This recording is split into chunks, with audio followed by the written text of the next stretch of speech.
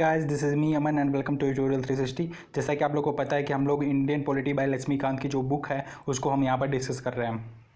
तो पिछले वीडियो में हमने प्रीएम्बल के कुछ टर्म्स को डिस्कस किया था, तो उसी के क्रम में हम आज एक और वीडियो लेकर आए जिसमें हम बचे हुए कुछ टर्म्स को डिस्कस करेंगे। जैसे कि पिछले वीडियो में हमने डेमोक्रेटिक, रिपब्लिक, ये सारे टर्म्स को हमने डिस्कस किया था। तो आज हम डिस्कस करने वाले लिबर्टी, फ्रेटर्निटी, ऐसे कुछ टर्म्स हैं जो बचे हुए हैं, उसको हम डिस्कस कर लेंगे।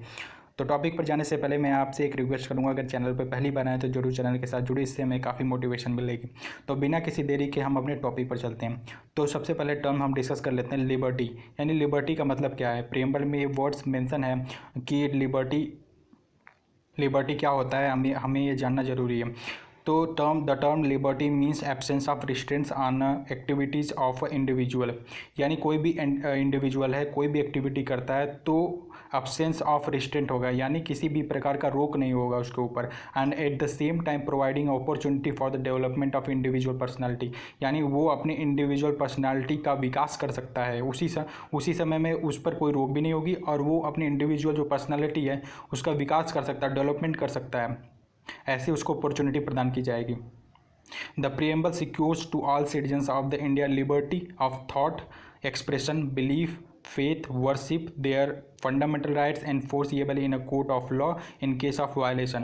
प्रीएम्बल ये सिक्योर करता है कि प्रत्येक सिटीजन की लिबर्टी ऑफ थॉट, यानी किसी भी प्रकार के विचार वो सोच सकता है, एक्सप्रेशन अपने बातों को वो रख सकता है, बिलीव कर सकता है, विश्वास कर सकता है, फेथ कर सकता है किसी के ऊपर, वर्शिप कर सकता है वो, and through their fundamental rights, ये उसके फंडामेंटल राइट, इसका फंडामेंटल राइट है। And foreseeable in court of law in case of violation, किसी भी प्रकार का अगर वायलेशन होता है तो वो कोर्ट में जाकर आर्टिकल नंबर 32 के तहत वो जाकर उसको चैलेंज कर सकता है।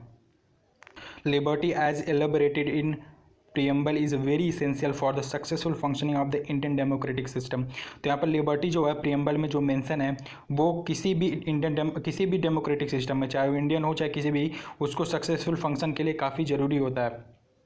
लेकिन यहाँ पर ध्यान देने वाली बात यह है कि लिबर्टी का मतलब ऐसा नहीं है कि आपको लाइसेंस मिल गया है कि आप कुछ भी कर सकते हो, नहीं।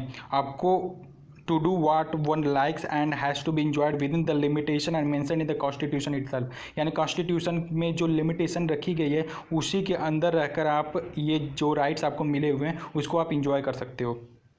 लिबर्टी का जो ये हमें कॉन्सेप्ट मिला है प्रीएम्बल में, वो फंडामेंटल राइट है हमारा, लेकिन ये जो फंडामेंटल राइट है वो एब्सोल्यूट नेचर का नहीं है बल्कि क्वालिफाइड नेचर का है। मतलब ऐसा है कि टाइम आने के बाद इसको सस्पेंड भी किया जा सकता है। ये जो सारे टर्म्स हैं, लिबर्टी, इक्वलिटी, फ्रेटर्निटी, ये जो हमारे प्रीएम्बल में मेंशन है वो फ्रेंच रिवॉल्यूशन से लिए गए हैं। फ्रेंच रिवॉल्यूशन कब हुआ था? 1789 से 1799 के बीच में हुआ था। जब वर्ल्ड हिस्ट्री हम पढ़ेंगे तो उसमें मैं बताऊंगा कि फ्रेंच रिवॉल्यूशन कैसे कैसे और कब कब हुआ था। ये सारी चीज़ों को हम डिटेल में देखेंगे जब वर्ल्ड हिस्ट्री को हम देखेंगे। तो 1789 से लेकर 1799 के बीच में फ्रांस की क्रांति हुई थी। देन इसके बाद हम नेक्स्ट टर्म देख लेते हैं, equality. The term equality means the absence of special privilege to any section of the society and the provisions of adequate opportunity for all individuals without any discrimination. Equality का सीधा सा मतलब यह है कि किसी भी प्रकार के किसी भी सेक्शन को स्पेशल प्रिविलेज नहीं प्रदान की जाएगी और सभी इंडिविजुअल को अपॉर्चुनिटी प्रदान की जाएगी विदाउट एनी डिस्क्रिमिनेशन। यानी किसी भी प्रकार के डिस्क्रिमिनेशन के आधार, बिना किसी भेदभाव के आधार पर हम सारे इंडिविजुअल को हम ये अपॉर्चुनिटी प्रदान करेंगे। प्रीएम्बल ये सिक्योर करता है कि सभी सिटीजन को इंडिया स्टेटस एंड अपॉर्चुनिटी, यानी सभी सिटीजन ऑफ इंडिया को ये इक्वलिटी का स्टेटस और अपॉर्चुनिटी प्रदान किया जाए, ये प्रीएम्बल के द्वारा सिक्योर किया जाता है। प्रकार से इक्वलिटी 3 प्रकार का होता है। पहला सिविक, पॉलिटिकल एंड इकोनॉमिक, 3 प्रकार का यहाँ पर इक्वलिटी मेंशन है। अब सिविक जो इक्वलिटी है वो उसको हम देख लेते हैं। तो सिविक इक्वलिटी के अंतर्गत आता है इक्वलिटी बिफोर लॉ, जो कि आर्टिकल नंबर 14 में है। यानी जो लॉ होता है उसके सामने सब कोई समान है। दूसरा ये होता है prohibition of discrimination on the grounds of religion, race, caste, sex और प्लेस ऑफ बर्थ। यानी बिना किसी डिस्क्रिमिनेशन के religion, sex, caste, sex, place of birth, बिना किसी ऐसे डिस्क्रिमिनेशन के आधार पर किसी के साथ भेदभाव नहीं किया जा सकता है। थर्ड नंबर पर है equality of opportunity in the matter of public employment, यानी पब्लिक एम्प्लॉयमेंट के समय अगर पब्लिक एम्प्लॉयमेंट की अगर बात होगी तो वहाँ पर बिना किसी डिस्क्रिमिनेशन के सभी को अपॉर्चुनिटी प्रदान की जाएगी। यहाँ पर आर्टिकल नंबर 16 में ये मेंशन है। अबॉलिशन ऑफ अनटचेबिलिटी, यानी अनटचेबिलिटी का पूरी तरीके से इसको खारिज किया जाएगा। हिंदी में बोलते हैं इसको अस्पृश्यता का अंत, यानी आर्टिकल नंबर 17 में मेंशन है। और अबॉलिशन ऑफ टाइटल्स, यानी किसी भी प्रकार का जो टाइटल है उसका अबॉलिशन किया जाएगा, आर्टिकल नंबर 18 में मेंशन है। There are 2 provisions in the constitution that seek to achieve the political equality. One, no one is to be declare ineligible for inclusion in the electoral rolls on the grounds of religion, race, caste, sex, article number 325।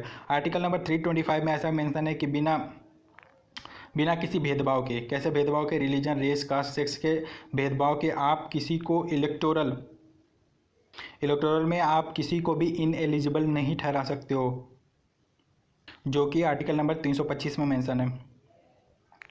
Lok Sabha और जो state assemblies है उसका जो चुनाव होगा, जो भी चुनाव होगा उसमें वोटिंग जो होगी वो अडल्ट सफरेज के आधार पर होगी,